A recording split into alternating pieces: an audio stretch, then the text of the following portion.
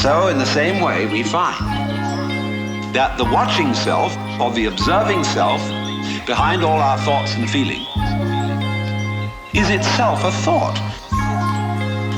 That is to say, when the police enter a house in which there are thieves, the thieves go up from the ground floor to the first floor. When the police arrive on the first floor, the thieves have gone up to the second, and so to the third, and finally out to the roof. And so when the ego is about to be unmasked, it immediately identifies with the higher self. It goes up a level.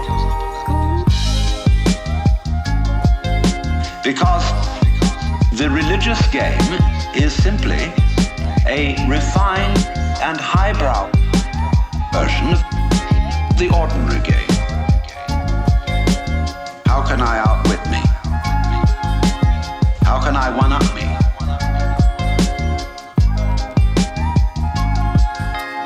So,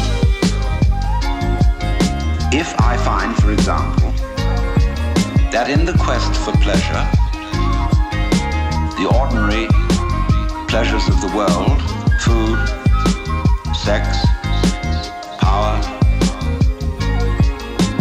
food, sex, power, all this becomes a drag, and I think, no, it isn't there, so I go in for the arts, literature, poetry, music, and I absorb myself in those pleasures, food, sex, power, and I absorb myself in literature, poetry, music, those pleasures, food, sex, power, and I absorb myself in literature, poetry, music, food, sex, power, literature, poetry, music, food, sex, power. And after a while,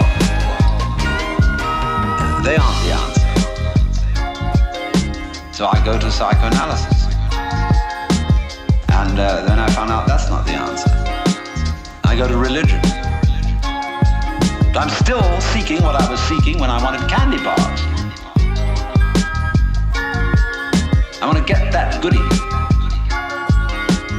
Only I see now that of course it's not going to be a material goodie. All material goodies fall apart. But maybe there's a spiritual goodie that's not going to fall apart. But in that quest, the quest is not different from the quest for the candy bar. Same old story. Only you've refined the candy bar, made it abstract and holy and blessed and so on. So it is with the higher self. The higher self's your old ego. And you sure hope it is eternal. Food, sex, power, I absorb myself in literature, poetry, music, those pleasures. Food, sex, power, I absorb myself in literature, poetry, music, those pleasures. Food, sex, power, I absorb myself in literature,